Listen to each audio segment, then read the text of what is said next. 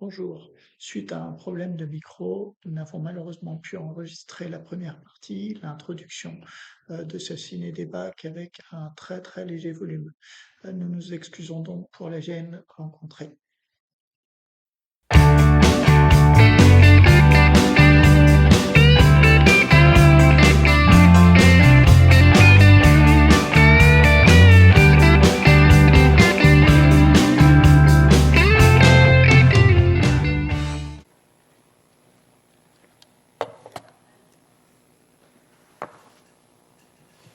Alors déjà, bienvenue parmi nous en présentiel cette fois. Ça fait plaisir de vous voir de près. Merci à vous d'être là aussi nombreux. Je me permets.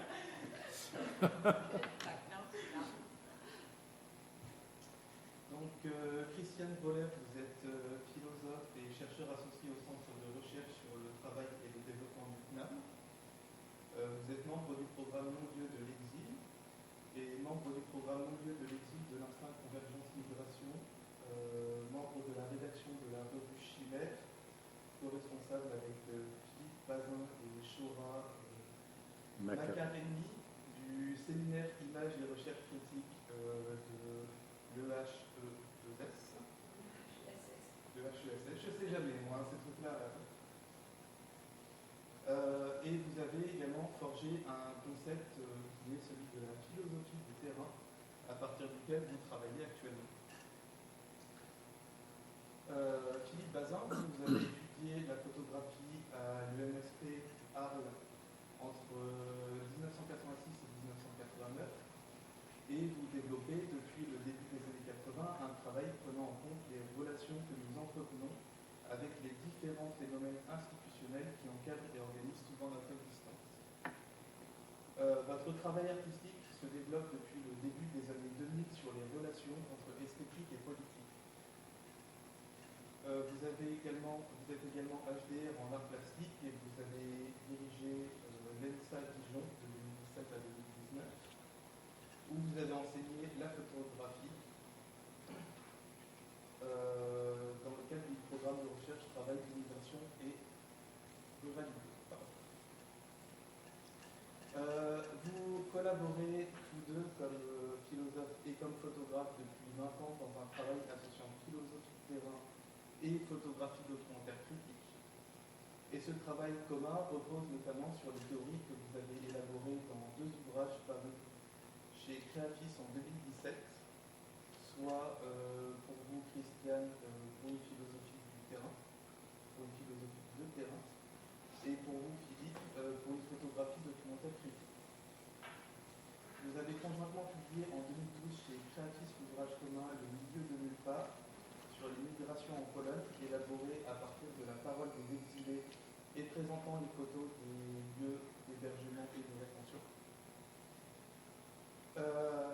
Christiane Boller, vous avez également participé à la rédaction conjointement avec Sophie Gigot et Isabelle Delplat du livre Des philosophes sur le terrain, dont le dernier chapitre porte sur le travail commun avec M. Bazin en Grèce de 2017 à 2020, publié sous le titre Un archipel des solidarités aux éditions Locaux en 2008. Vous traitiez alors de la question des solidarités permettant d'affronter la violence économique et la violence des politiques migratoires. Ce qui vous a conduit d'ailleurs à interroger le passé récent de la Grèce du XXe siècle dans les différentes formes de résistance au pouvoir fasciste dont jalonnait son parcours. Nous allons donc ce soir assister à votre projection critique baptisée Terre Gelée, qui retrace vos interrogations politiques suite aux événements qui sont déroulés en 2013 en Bulgarie. Pour contextualiser, début 2013, des manifestations ont eu lieu en opposition à Plamen Orechavski, alors Premier ministre. Il lui était notamment reproché ses liens avec une forme d'oligarchie financière. Ces manifestations ont conduit 1 million de personnes dans les rues, soit 1/7 de la population bulgare, et c'est également caractérisé par une vague d'immolation. C'est principalement cette dernière que vous avez choisi d'interroger en 2014 auprès des personnes qui avaient pu prendre part à ces événements ou à leur proche.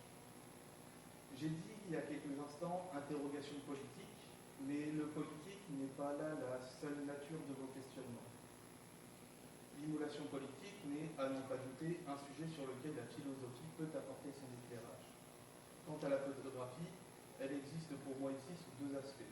Un premier aspect que l'on pourrait qualifier de politique.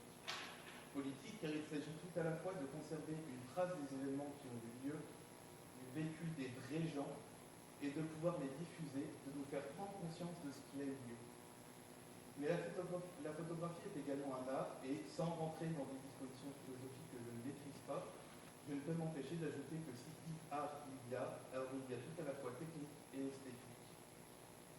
Et là me semble être le cœur de votre travail. Plus largement qu'une simple proposition philosophico-politique, plus largement qu'une simple proposition artistique, soit technico-esthétique, et le sémioticien en moi ne peut s'empêcher de rajouter symbolique. Il s'agit, ce me semble, de mettre en commun vos compétences pour essayer de nous amener de nouvelles perspectives et d'interroger ces espaces qui existent entre esthétique et politique. Là-dessus, je vais terminer mes notes et je vais aussi vous proposer un petit éclairage personnel, puisque ce que nous allons voir ici s'est déroulé en Bulgarie. Alors pas que, ce sont des phénomènes qui ont lieu partout à travers le monde. Et parlant d'immolation politique, entre guillemets, parce que vraiment je n'ai pas d'autres mots pour en parler tel, je rappelle que tous les 2 à 3 ans en France, les étudiants s'immolent devant des cours, des choses comme ça, pour manifester tout à la fois leur désespoir de leur situation et justement ce problème politique qui est le manque d'accompagnement, soit financier, etc. des étudiants. Alors je parle des étudiants parce que c'est ce qui va nous toucher plus proche, ça n'existe pas que pour les étudiants.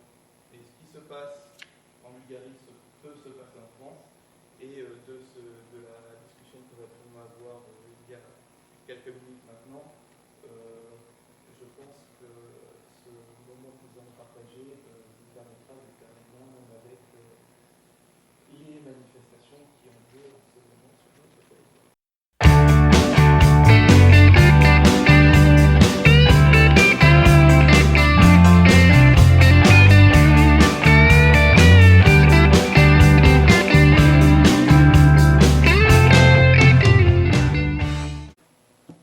On m'entend ? Oui. Merci beaucoup à vous deux. Alors, vous ne souhaitez pas l'appeler performance, je vais me permettre quand même cette entorse pour cette performance qui donne énormément à réfléchir. Alors, je manque un petit peu de mots tout de suite, mais ça va arriver. Si quelqu'un souhaite intervenir, je vous invite à vous manifester.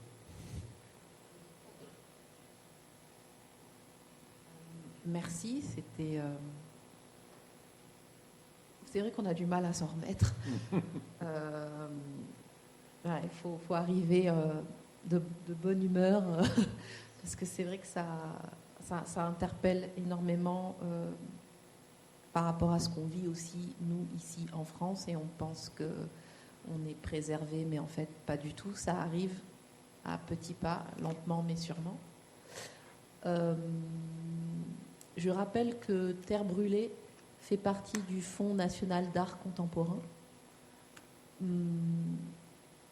Et oui, et comme Thomas, je suis assez déboussolée, je suis désolée. Merci en tout cas pour ce travail. Excusez-moi. Oui, demain, oui, je le dirai. Mais je voulais aussi dire... j'ai vu une personne qui avait été interviewée, qui avait le milieu de nulle part dans ses mains, entre ses mains. Et donc, en fait, quand vous arrivez comme ça pour un entretien, donc bien sûr, vous préparez cet entretien, vous demandez à votre interprète ou à des personnes, vous identifiez comme ça l'entourage des personnes qui se sont immolées. Je voulais savoir comment ça se passe. Vous arrivez avec vos livres, vos ouvrages, et ça met tout de suite en confiance. Les personnes voient que vous faites un travail différent, donc pas de reportage, mais vraiment un travail de documentation, de documentaire critique. C'est comme ça que ça se passe avec vos livres en main?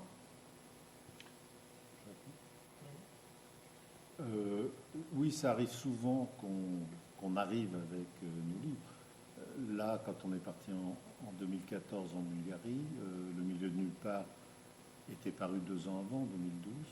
Donc c'était la seule publication commune qu'on avait à l'époque. Effectivement, on l'avait emmené avec nous. Ceci dit, ce n'est pas un geste systématique. Simplement, la manière dont on se présente aux gens, et c'est dit dans le texte, hein, on n'est pas des journalistes, et souvent, vous l'avez entendu, c'est à cette condition que les gens nous parlent, parce qu'ils sont totalement dégoûtés du monde médiatique. On leur dit que Christiane est philosophe, que moi je suis un artiste, et que notre objectif est, en général, de publier un livre sur le travail qu'on est en train de faire. Là, il se trouve qu'on n'a pas publié un livre, mais ça a été envisagé à un moment donné. Voilà. Et donc, sortir un livre à un moment donné, c'est attester de la réalité de ce qu'on veut faire, parce qu'on l'a déjà fait.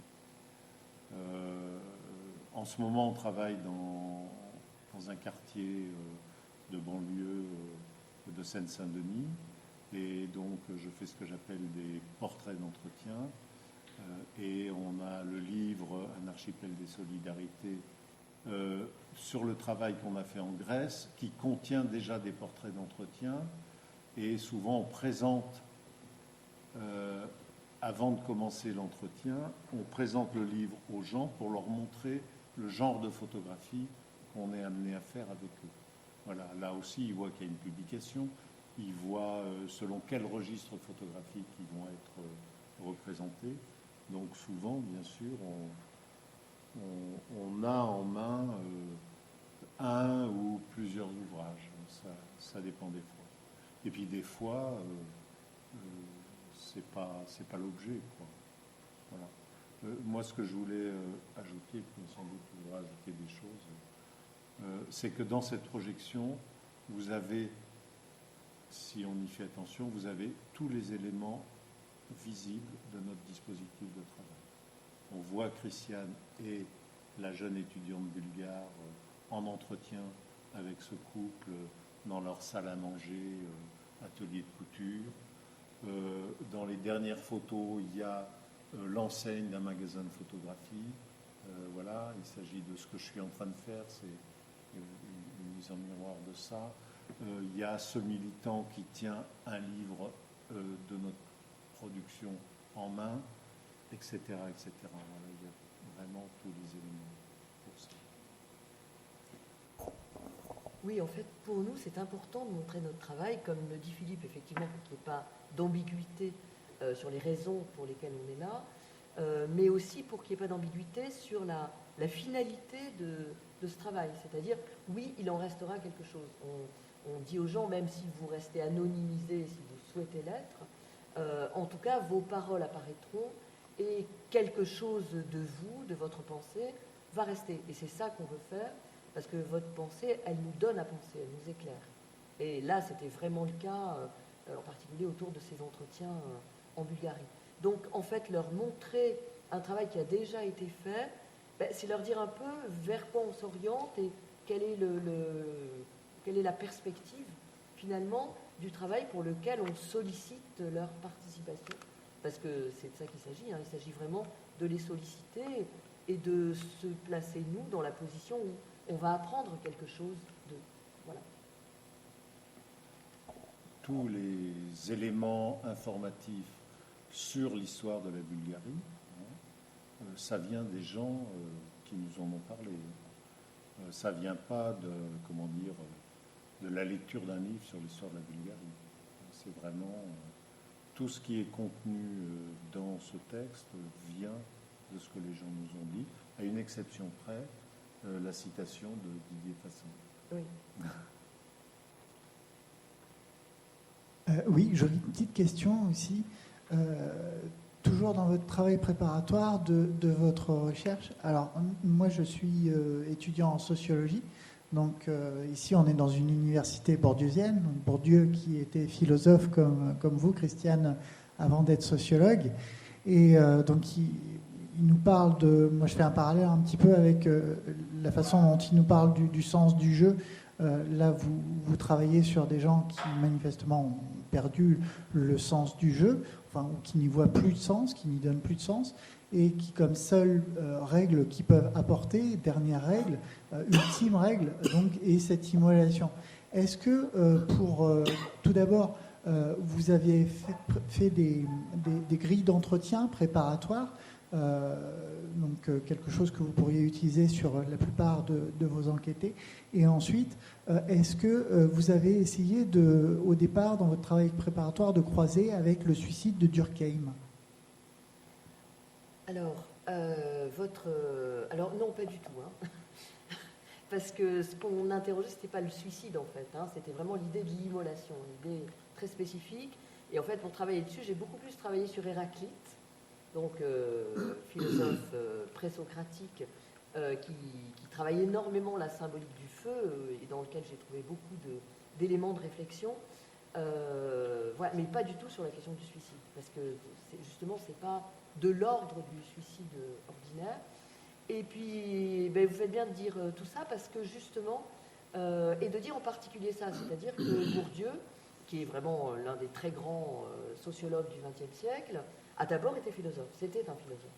Et il a quitté la philosophie après avoir achevé ses études, et au moment de sa thèse, en fait, il a quitté la philosophie pour la sociologie, et le facteur déclenchant, ça a été la guerre d'Algérie. Il a été envoyé comme jeune appelé dans la guerre d'Algérie. Là-bas, il a rencontré Abdelmalek Sayad, qui était un jeune instituteur, et ils ont commencé à travailler ensemble, et ça a donné ce bouquin magnifique qui s'appelle Le déracinement, et qui est en fait sur le déracinement effectivement violemment opéré sur les paysans algériens au moment de la guerre d'Algérie. Donc, et à partir de là, il devient sociologue. La sociologie, ça fait partie, elle a été fondée donc justement par Durkheim à la fin du 19e, et ça fait partie précisément de ce qu'on appelle les sciences humaines. La philosophie n'est pas une science. Et donc, quand on parle de ce passage, par exemple pour Bourdieu, de la philosophie à la sociologie, la raison de cette mutation, ça a été la déception à l'égard de la philosophie. La philosophie prétend nous faire comprendre le monde, et en réalité, elle nous en tient à l'écart. Et donc, dit Bourdieu, moi justement, je veux le comprendre dans sa réalité, et pour cela, faire du terrain, et pour cela, il quitte la philosophie. Ça, c'est une période où si on voulait faire du terrain, il fallait quitter la philosophie. Ça a été la même chose pour Claude Lévi-Strauss par rapport à l'anthropologie. Hein. Il était philosophe au départ, et il a quitté la philosophie pour l'anthropologie, après avoir fait tout le cursus honorum philosophique, parce que précisément, il était en quelque sorte dans une sorte de frustration par rapport à cette question du rapport au réel, du rapport au concret, du rapport à l'empirique, du rapport au terrain. Et la philosophie a beau contenir un courant empiriste, depuis Épicure d'ailleurs, et puis en passant par Hume, et puis y compris par la phénoménologie contemporaine, ces courants empiristes, en fait, finalement, la plupart du temps, enfin toujours d'ailleurs, ignorent la question fondatrice du rapport au terrain, et en particulier du rapport à l'entretien, et du fait que la parole des personnes peut être une parole pas simplement vectrice d'information, mais vectrice de sens. Et une autre philosophe importante du XXe siècle, Hannah Arendt, en fait, elle était philosophe tout à fait justement phénoménologue, tournée vers l'ontologie, élève de Heidegger, etc.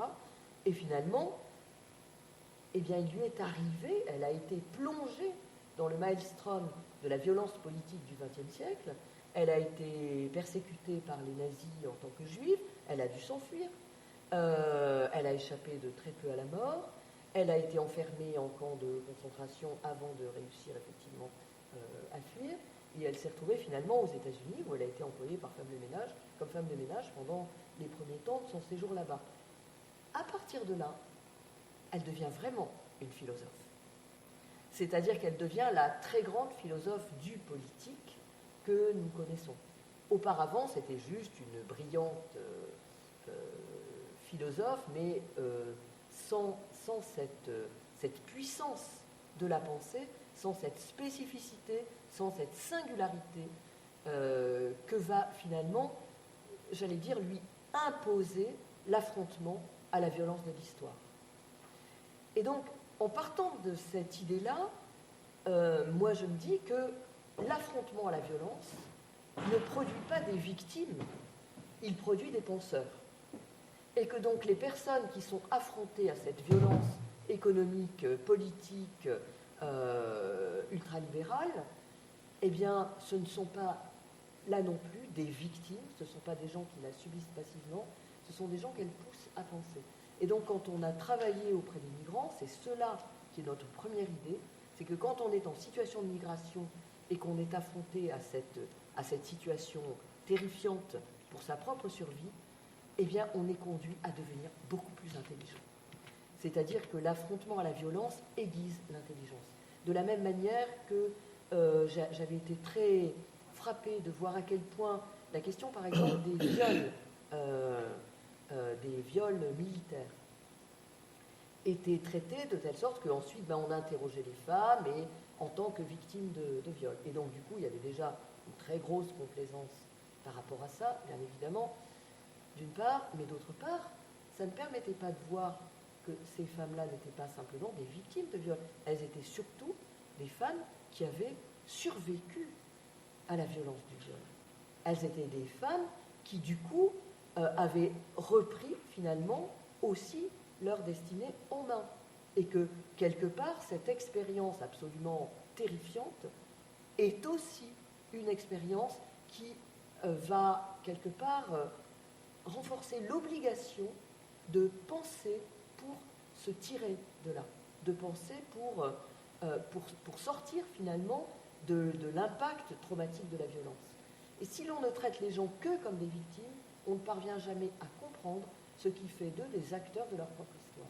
Donc du coup, c'est sur ce mode-là, moi, que j'ai entrepris effectivement de rentrer sur la question du terrain, et puis aussi à partir de l'exemple de Simone Veil, Veil avec un W, c'est-à-dire la philosophe, pas la dirigeante politique, Simone Veil, qui était une philosophe passionnée par les problématiques politiques et qui était impliquée dans des syndicats, dans le travail syndical, et en particulier qui était impliquée dans la question du mouvement ouvrier dans les années 30.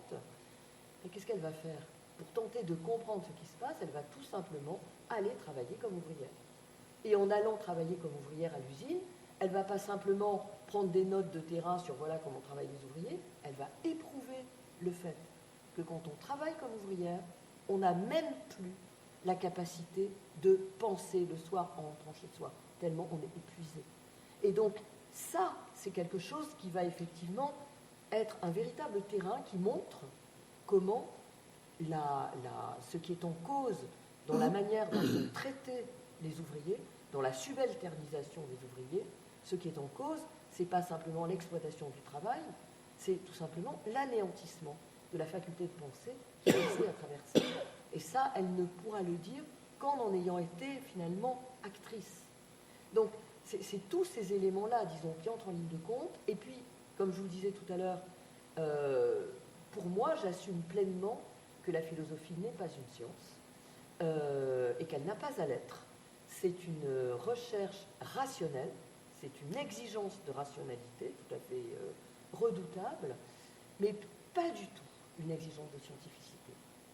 Et c'est la raison pour laquelle, précisément, les entretiens, je ne vais pas les mener selon une grille d'entretien, je ne vais pas chercher à en tirer des statistiques ou quoi que ce soit, je vais les mener dans la perspective, qui est d'ailleurs aussi la perspective d'une partie des sociologues et d'une partie des anthropologues, de l'entretien non directif, c'est-à-dire d'un entretien qui part évidemment de ce que moi je souhaite obtenir de la personne, mais qui ensuite va dériver vers ce que la personne souhaite me dire. Et souvent, ce qu'elle souhaite me dire est bien plus éclairant que ce que moi j'attendais au départ, même si c'est déceptif. Par exemple, au début, l'une de mes très grandes déceptions de terrain, ça a été le premier entretien qu'on vous a présenté avec ce tyran domestique qui s'est immolé chez lui et qui était alcoolique, violent, addict au jeu, enfin toutes les qualités, et qui en avait strictement, apparemment, rien à foutre des protestations, des mouvements de protestation politique. La nana me raconte ça, sa femme, je suis face à elle et je suis complètement éberluée. Qu'est-ce que je peux dire à ça? Je veux dire, c'est entièrement à l'encontre de tout ce que j'avais imaginé et de toutes les questions que je pensais pouvoir lui poser sur les engagements de son mec, etc. Donc, qu'est-ce que je vais faire? Je vais l'interroger du coup sur qui était ce mec, son parcours. Et là, j'apprends que ce type était quelqu'un de très doux et pacifique, et que c'est pour ça d'ailleurs qu'elle l'a épousé, et que tout à coup, il s'est passé quelque chose qui l'a fait muter. Et ce quelque chose, c'est son service militaire. Et son service militaire, il l'a fait dans le pays sous emprise soviétique, il l'a fait avec les Russes en Afghanistan. Autrement dit, dans des conditions d'ultra-violence. D'ultra-violence militaire, d'ultra-violence politique, etc. Et il en est revenu comme une brute. Il a été littéralement brutalisé, mais il devient du coup aussi, lui, brutalisant. Autrement dit, là, on a le cœur de quelque chose qui est une problématique politique, qu'on n'imaginait pas au départ. Mais c'est bien pour des raisons politiques qu'il est devenu ce qu'il est devenu. Et donc, en interrogeant ça, on a un autre angle d'attaque sur ces immolations que nous, on n'aurait pas du tout eu au départ, qu'on ne pouvait absolument pas anticiper. Je peux vous dire, c'était le 3e jour, on était en Bulgarie, et on avait entamé le déplacement, et là, elle était au bord du désespoir, Christiane, parce qu'elle s'est dit, mais pour nous, les immolations, c'est un geste politique, et on nous parle d'un mec qui joue au casino, et qu'est-ce qu'on fait là avec ça? Et donc, retrouver dans des faits divers l'arrière-plan politique qui les sous-tend, ça a été toute une reconfiguration du travail qu'elle a eu à faire. Et c'est sûr que s'il y a une grille de questions, on a toutes les chances de passer à côté de ça, mais tout le temps. C'est sûr. Voilà, donc en tout cas, c'est un autre rapport, disons, à la question sociale, mais qui assume pleinement sa non-scientificité et sa différence, son écart d'avec l'objet de la sociologie, qui lui-même est aussi un objet important. Moi, je travaille sur les écrits des sociologues, sur les écrits des anthropologues, enfin, je suis entièrement, aussi, je dirais pas formée à ça, puisque j'ai pas été formée à ça, j'ai été formée à la philo, mais je me suis formée à ça, j'ai vraiment beaucoup interrogé tout ça, j'en ai beaucoup appris, mais ce que j'en apprends, c'est aussi ce qui me permet de m'en écarter. Et d'ailleurs, ce qui a permis à un certain nombre de sociologues et d'anthropologues de s'en écarter aussi.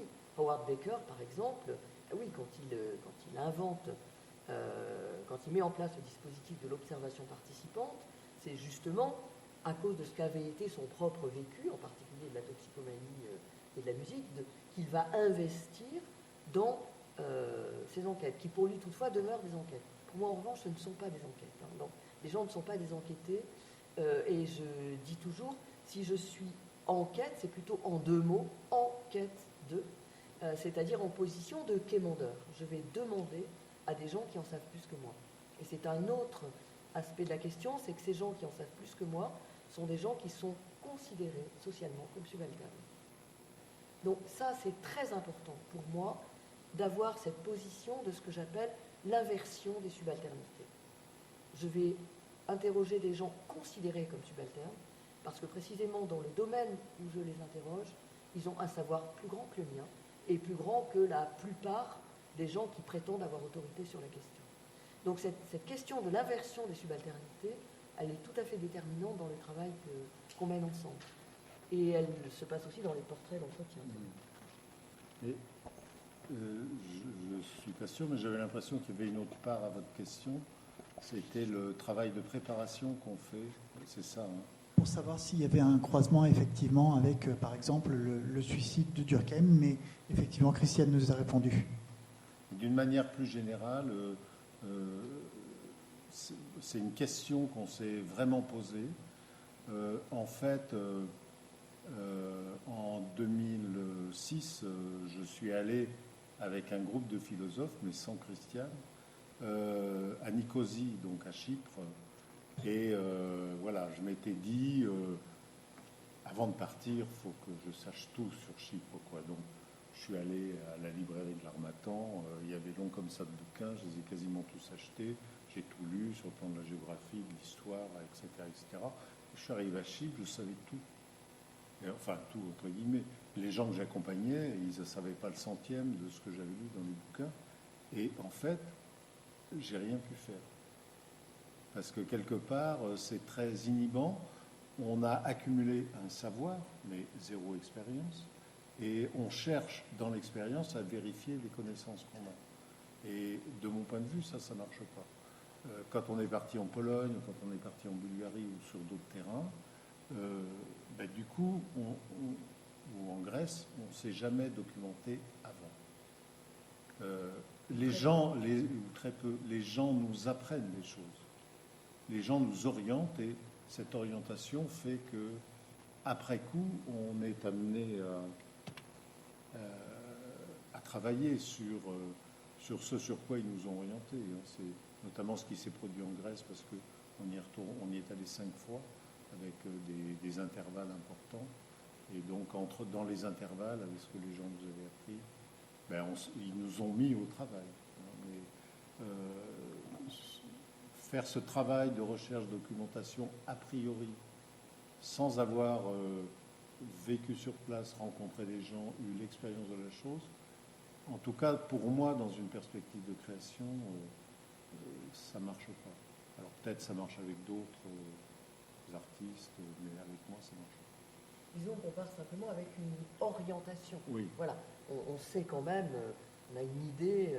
On sait pourquoi on veut y aller, évidemment. Oui, pour la Bulgarie quand même, notre orientation clairement était d'interroger le mouvement d'immolation autour de la protestation. Voilà, en fait, ça s'est passé très concrètement de la manière suivante. Dans le texte, il est question d'Yves Cohen qui parle dans une journée d'études à laquelle que Christiane avait co-organisée, si ma mémoire est bonne. Voilà, il parle du grand mouvement de protestation de 2013 en Bulgarie et tout le monde dans la salle est tombé des nues. Parce qu'évidemment, on n'en a pas parlé, mais en juin 2013, de quoi on parlait dans les médias? Des protestations de la place Taksim et du parc Gezi à Istanbul. Mais alors, la Bulgarie, c'était zéro. Je crois qu'il y a eu un entrefilé dans Libération et un petit article dans Le Monde à l'époque, et c'est tout. Or, 1/7 de la population dans la rue pendant des mois et des mois. Imaginez ça en France. Ça veut dire 15 millions de personnes. Pas 1 ou 2 millions comme en ce moment. 15 millions. C'est pas, ou 10 millions. C'est pas la même histoire, quoi, vous voyez. C'était énorme. Et en fait, moi, j'étais professeur de photo à l'école des Beaux-Arts à Valenciennes. Et la semaine d'après, je retourne à l'école et il se trouve que j'avais 2 étudiantes bulgares. Une en première année, une en 4e année. Donc, je suis allé les voir et je leur ai dit, les filles, c'est quoi cette histoire en Bulgarie? Et là, j'ai ouvert la boîte de Pandore, je peux vous le dire. Parce qu'elles se sont récriées, mais complètement dingues. D'abord, celle de 4e année avait passé tout l'été précédent sur la place du palais résidentiel, 50 jours sous des tentes, à protester, à occuper la place du palais présidentiel. Voilà. L'autre qui était plus jeune et qui était en province, donc n'avait rien fait.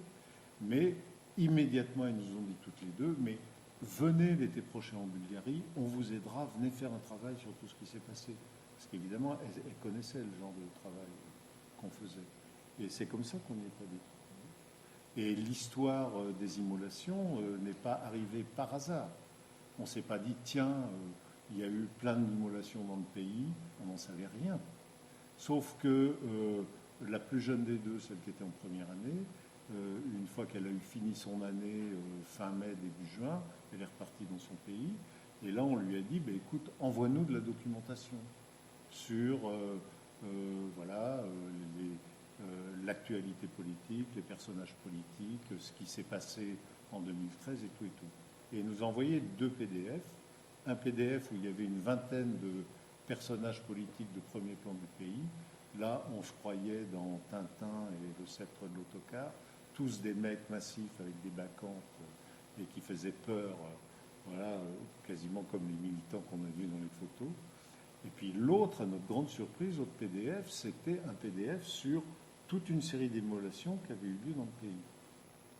Vous voyez, une jeune fille de 20 ans, en première année, qui sort du bac, quoi, et qui vous envoie ça, c'était quand même une sacrée interpellation. Et nous, c'est ça qui nous a fortement interpellés. Après, évidemment, comme très souvent, on a bien compris que cette interpellation, elle était... il y avait un malentendu, elle était fondée sur un malentendu, parce que nous, ça nous interpellait sur la profondeur de la crise politique et sociale qu'il y avait dans ce pays. Et elle, ce qui l'intéressait, c'était la dimension médiatique de la chose. Et quand on était dans le pays, elle voulait nous faire rencontrer des journalistes, nous faire passer à la télé pour raconter tout ce qu'on faisait. Et ça allait juste foutre en l'air notre travail. Donc voilà, mais bon, ça c'est... Depuis, elle a compris ce qui s'est passé et elle a complètement changé par rapport à tout ça. Mais je voulais dire aussi, justement, sur cette question de la grille de questions, que quand on est parti en Pologne, donc le travail en Pologne auprès des migrants tchétchènes en Pologne, on l'a fait en 2008. Et on le faisait parce qu'en 2007 était arrivée au pouvoir la droite dure en France, et que du coup les lois anti-migratoires, c'est le moment où les lois anti-migratoires ont commencé à exploser, et maintenant on est dans les suites de ça, hein, c'est tout à fait. Et donc nous, on est parti en Pologne en tant qu'opposants politiques français, voilà, pour interroger les migrants sur comment ils vivaient des politiques que nous combattions sur notre propre pays. Et ça a été très important de se présenter comme des opposants. Sinon, beaucoup ne nous auraient pas répondu. Et l'autre point, c'est que moi, je suis partie effectivement avec une grille de questions. Là, je m'étais dit, ceci, cela, etc. Puis en fait, une fois que j'ai été face aux personnes, je me suis rendu compte que les grilles de questions, ils y étaient sans arrêt soumis par les organismes type OFPRA, c'est-à-dire toutes les administrations répressives, qui cherchent à les mettre en contradiction avec eux-mêmes et à produire, moi, ce que j'appelle un régime de l'aveu. Voilà. Et qu'il ne fallait surtout pas que moi, je les mette dans ce dispositif-là. Et du coup, je suis partie simplement de 3 questions. D'où venez-vous? Où êtes-vous? Où allez-vous? Et à partir de ces 3 questions, on ouvre un monde. D'où venez-vous? C'était des réfugiés tchétchènes, donc ils racontaient ce qu'était l'ultra-violence politique en Tchétchénie et les raisons pour lesquelles ils l'avaient fui, effectivement. Où êtes-vous? C'était l'espace de Schengen, qui est en réalité un espace prétendument d'accueil et qui est un espace de plus en plus hostile. Il commençait à le devenir à l'époque et ça n'a pas cessé de s'aggraver. Et donc, où allez-vous? Où êtes-vous? C'était ce qu'ils subissaient finalement de refus d'asile dans l'espace de Schengen. On était avec les directives Dublin, etc. Enfin, toute cette violence administrative. Et ils avaient cette formule, dans l'espace de Schengen, le droit, c'est un droit qui rend fou. Donc un droit qui rend fou, ça en dit très long sur le fait que justement ce n'est plus du droit. Le droit est destiné à produire de la rationalité, il est destiné à produire des repérages, il est destiné à pouvoir défendre justement des personnes. Si tout ça est complètement perverti, on n'a plus affaire à un véritable droit. Et c'était finalement ce qu'a montré ce bouquin, mais il l'a montré vraiment sous l'égide de la parole des demandeurs d'asile. Et puis la troisième question, c'était où allez-vous? Et où allez-vous, c'était en fait, quels sont vos projets? Comment est-ce que vous vous projetez dans l'existence? Et on a tous besoin de se projeter. Tous. Je veux dire, si on n'a plus de projet, on est mort. Or, jamais personne ne les interrogeait sur leurs projets. Et au contraire, ils étaient toujours assignés à être dans un présent sans fin. Et cette assignation à un présent sans fin, cette absence de perspective à laquelle on les assignait, c'était exactement le contraire de ce qu'ils étaient. Et dès qu'on les interrogeait sur leur projet, au contraire, on avait une profusion de désirs, d'ambition, de volonté d'exister sur les nouveaux territoires où ils avaient l'intention effectivement de vivre. Et donc là encore, on avait sous les yeux l'inanité, la stupidité et l'absurdité des politiques européennes, des décisions politiques européennes, face à l'intelligence et à la capacité de lucidité des personnes en situation de migration persécutées.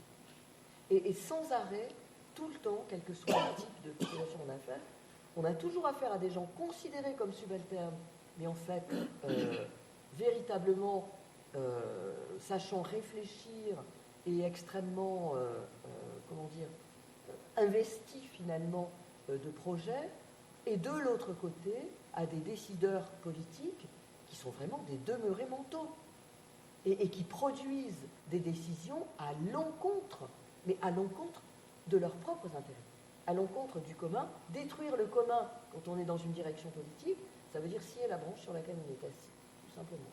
Et ça, c'est exactement le comportement, lui, authentiquement suicidaire des directions politiques contemporaines. Et voilà, c'est un peu ces aversions de propos qu'on cherche à mettre en évidence dans notre travail.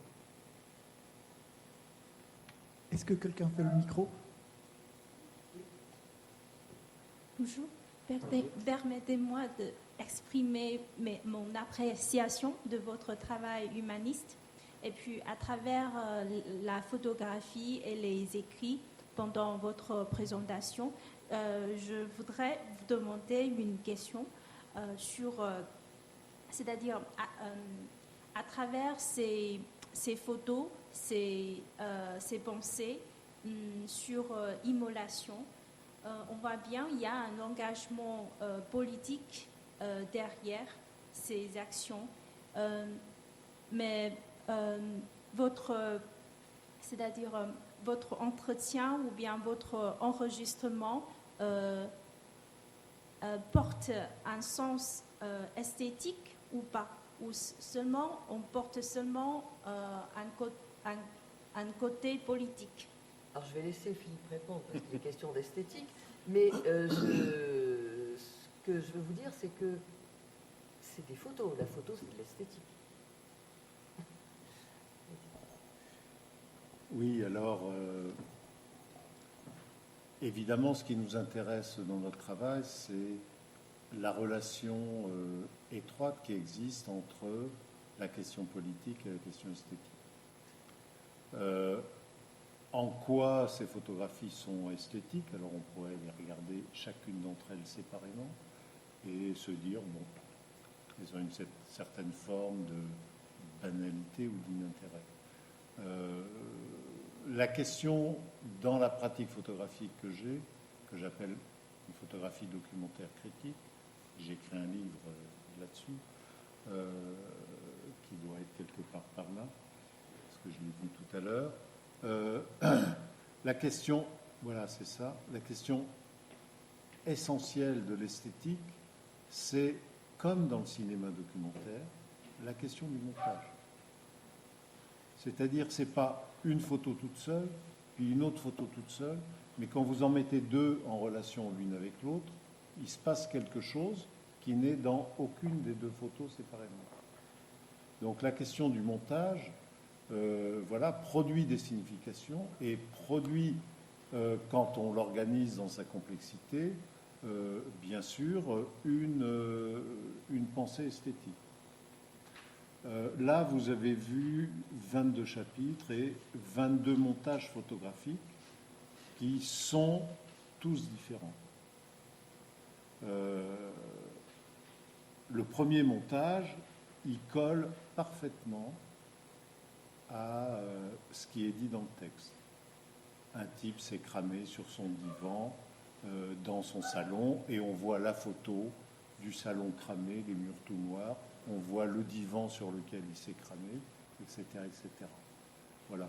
Et donc là, vous voyez, et le montage est fait de telle manière que l'appareil photographique balaye circulairement tout l'intérieur de l'espace, sauf les fenêtres sur l'extérieur, donc je dirais à 300 degrés, hein, et on voit tout l'espace dont il est question.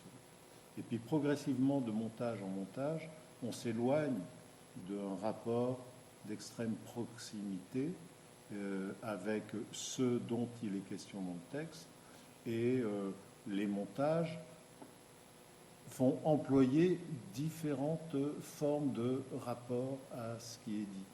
Et par exemple, la forme de la répétition. On voit avec les 3 militants, on les voit 5 fois de suite, quasiment comme si c'était un film, si je l'ai passé à toute vitesse. Donc ça, c'est une forme de montage. Quand on parle de la femme qui s'est brûlée dans sa baignoire remplie de paille, là, on est dans un autre montage par rapport au texte, qui est des détails d'un monument, justement, du communisme en pierre. Donc, évidemment, le rapport entre la pierre complètement froide et la question, le sujet dont il est question, donc d'un corps en flammes, vous voyez, instaure quelque chose d'autre.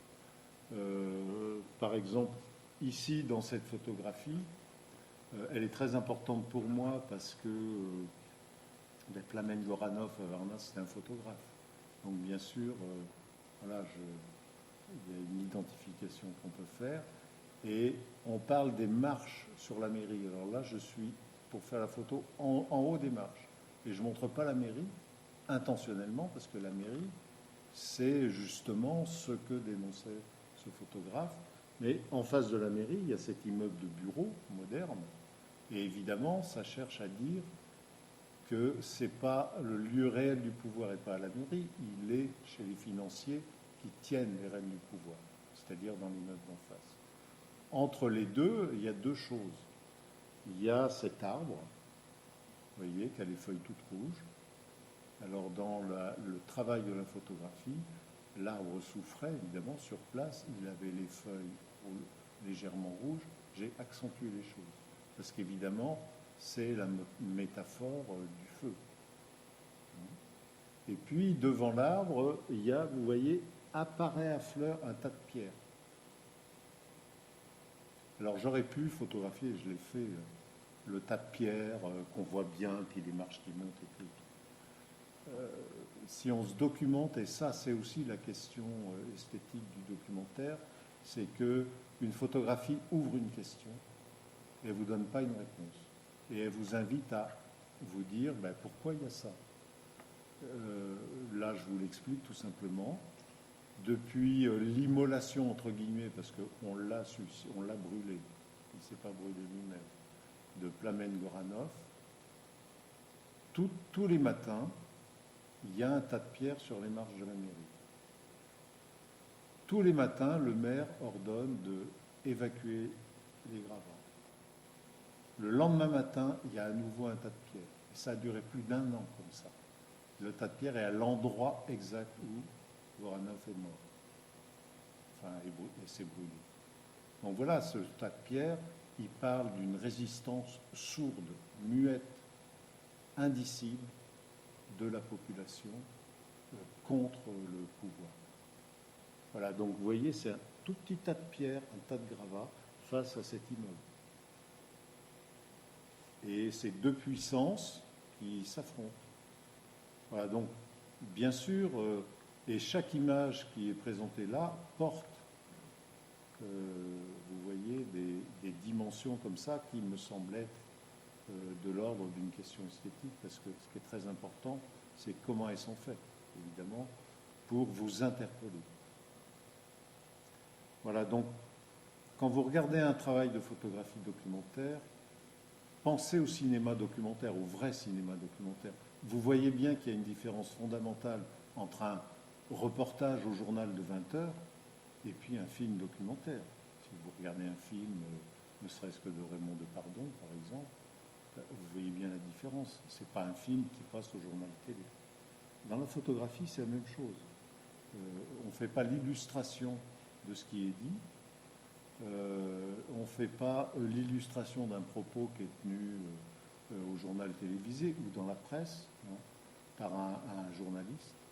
Il s'agit d'autre chose. Et de tous les écarts et de toutes les dimensions symboliques, métonymiques, etc., que peut prendre le travail pour évoquer ou donner à penser sur ce dont il est question. Et donc, évidemment, il faut bien comprendre qu'il y a une autre question esthétique très forte. C'est bien sûr le montage de chaque petit sujet photographique ici, parce qu'il y a 22 montages différents, mais le montage entre les photographies et le texte. C'est aussi un montage.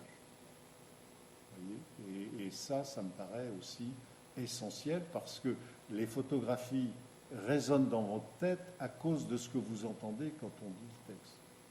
Et elles résonnent d'une certaine manière, y compris en vous interrogeant. Quand on a montré la projection parlée à l'École des Beaux-Arts d'Avignon, il y avait une étudiante de première année qui a posé très légitimement cette question, mais je ne comprends pas, il y a des moments, les photos, elles n'ont rien à voir avec ce qu'on entend. Ben oui, justement. Elles sont là pour ouvrir un autre champ par rapport au champ de la parole, et pour faire résonner cette parole autrement que dans sa simple dimension que vous avez dite politique. Voilà un petit peu, si je peux, mais je suis sûr que d'autres choses à répondre. Oui, non, mais pas. Non, mais aussi pas... une spécialiste des questions esthétiques. Non, je voulais juste dire que la dimension esthétique de l'image, c'est aussi sa construction. Une image, c'est une image comme celle-là, elle est extrêmement bien construite, elle est presque architecturée, indépendamment du fait qu'elle montre de l'architecture. Hein. Mais donc c'est à la fois, comme Philippe l'a dit, effectivement la dimension sérielle et la manière dont elles sont montées les unes par rapport aux autres, et puis dont elles sont montées par rapport au texte, mais c'est aussi intrinsèquement la construction même de chaque image. Ça a une vraie forme esthétique, hein. Et c'est-à-dire une vraie forme qui interpelle, qui sollicite les sens, finalement. Parce que c'est ça l'origine du mot esthétique. Hein. Aesthesis, c'est la sensation en grec, et l'esthétique, c'est ce qui sollicite les sens pour pouvoir donner à penser. Et alors, il y a un philosophe qui s'appelle Walter Benjamin, je ne sais pas si vous avez un peu travaillé sur son œuvre, qui est un philosophe allemand de la première moitié du XXe siècle, qui s'est suicidé en 1941 parce qu'il était migrant et qu'on lui refusait le passage à la frontière entre la France et l'Espagne, et qui a écrit en particulier un petit bouquin qui est resté très célèbre, qui s'intitule « L'œuvre d'art à l'ère de sa reproductibilité technique ». Et donc, il a beaucoup écrit sur les questions esthétiques. L'ère, c'est E accent grave, R, hein. C'est-à-dire l'œuvre d'art à l'époque de sa reproductibilité technique. C'est-à-dire en quoi c'est pas parce qu'il y a de la reproductibilité, comme dans la photographie, que pour autant on n'est pas devant une œuvre. Et que pour autant c'est pas de l'art. Et donc, dans ce bouquin, il dit comment précisément il y a deux options possibles pour envisager le rapport de l'esthétique au politique. Il dit il y a des formes d'esthétisation du politique. C'est-à-dire, finalement, c'est ce qui consiste en ce que l'image ne peut pas donner à penser. Elle prend une forme esthétique, une espèce de joliesse, qui finalement annule sa dimension réflexive. Et il dit, ça, c'est quelque chose que, par exemple, produit l'esthétique fasciste, en montrant des très beaux corps glorieux, etc. Ça, c'est l'esthétisation du politique. C'est-à-dire, elle fait disparaître finalement le propos politique derrière un égarement sur la joliesse du sujet. Et il dit, moi, au contraire, ce à quoi j'appelle, ou plutôt, dit-il, ce à quoi nous appelons, nous, chercheurs et engagés, c'est au contraire à une politisation de l'esthétique. C'est-à-dire le fait que, précisément, la forme esthétique qui attire l'œil et qui produit cet effet d'émotion, finalement, que cette forme esthétique, elle donne à penser des questions politiques. Et ça, c'est exactement, effectivement, le travail qu'on fait. Hein. C'est-à-dire, et pas que nous, hein, c'est le travail que font beaucoup d'artistes et de chercheurs. Parce que quand on est chercheur, il faut aussi, quand on écrit, il y a une forme esthétique de l'écrit. Il faut bien que l'écrit aussi, si on écrit comme un cochon, on ne va pas pouvoir faire passer son travail de recherche. Donc c'est pareil, c'est aussi une forme esthétique. Et quelqu'un, par exemple, comme Michel Foucault, c'est un philosophe qui est extrêmement attentif à la forme esthétique de ses textes. Bourdieu aussi est très attentif, d'ailleurs, à la forme esthétique de son texte. Et Bourdieu lui-même a beaucoup écrit sur les questions esthétiques. Et il sait à quel point ces questions sont engageantes. En fait, si on dissocie la question esthétique de la question de la recherche, bien finalement, on produit quelque chose qui soit est privé de son impact sensoriel, soit est privé de son impact réflexif. Or, il se trouve que, par exemple, la photographie, elle donne à penser. Et c'est une forme de pensée. Mais la philosophie, c'est aussi une forme de création. On crée quand on fait de la philosophie. Là, un texte philosophique, c'est aussi une création. Et donc, je crois qu'il faut savoir précisément interroger cette articulation entre les deux et ne pas considérer les formes esthétiques juste comme des illustrations d'une pensée, ou ne pas penser la pensée juste comme une légende, l'écriture juste comme une légende de l'image, mais penser l'articulation entre les deux. Et cette articulation, elle peut aussi se faire sous la forme de la dissociation. Par exemple, dans le livre sur la Grèce, un archipel des solidarités, on n'a pas du tout entremêlé le travail photo et le travail philo. On a au contraire mis des cahiers photographiques, 2 cahiers photographiques, dans lesquels se déploie le travail de l'image, et donc on entre dans ce déploiement, 3 chapitres dans lesquels se déploie le travail du texte, et on entre aussi dans le texte. Donc c'est tous ces modes d'entrée finalement dans la réflexion qu'on peut penser corrélativement. Je voulais juste très très rapidement signaler aussi une chose, mais évidemment là ça vous est pas accessible immédiatement, c'est que quand on fait un travail comme ça, dans mon cas, ça fait 40 ans que je travaille la photographie, 30 ans que je l'enseigne. Les images convoquent d'autres images. Les photos convoquent d'autres photos de l'histoire de la photographie. Et c'est une autre couche de lecture. C'est pas indispensable de l'avoir, évidemment, si on l'a. Les images, convoquant d'autres images, convoquent les mondes de pensée des œuvres passées en question. Vous voyez, c'est aussi une autre articulation esthétique. On va devoir y aller. Oui, parce que on vous écouterait des heures, vraiment, encore une fois, mais on doit libérer les lieux à partir de 45 pour que la fac puisse fermer à 20h. Alors, je rappelle que demain, donc merci infiniment Christiane, merci beaucoup Philippe, merci. Je rappelle que demain, vous pourrez voir Christiane et Philippe au journal télévisé de France 3 à midi, l'édition de midi. Donc Christiane prendra la parole pour parler de tous leurs travaux, et notamment du dernier livre qui est sorti en novembre, des philosophes sur le terrain, qui est sorti en novembre 2022. Et vous pouvez les retrouver aussi demain soir à 19h à la librairie Anecdote. Vous allez retrouver certains de leurs livres, dont une photographie documentaire critique, un archipel des solidarités, la radicalisation du monde, je ne suis pas sûre qu'il y soit. Oui, non, parce que c'était pas un travail de terrain. Oui, mais bon, en tout cas, nous, on l'a à la BU Lettres, alors... n'hésitez pas, vous avez tous la bibliographie. Donc si vous voulez encore entendre Philippe et Christiane demain, le journal et la librairie demain soir, Anecdote à partir de 19h. Merci d'être venus malgré la grève et à bientôt pour une autre séance de ciné sociaux. Grève que nous soutenons. Oui. Merci à vous. Merci.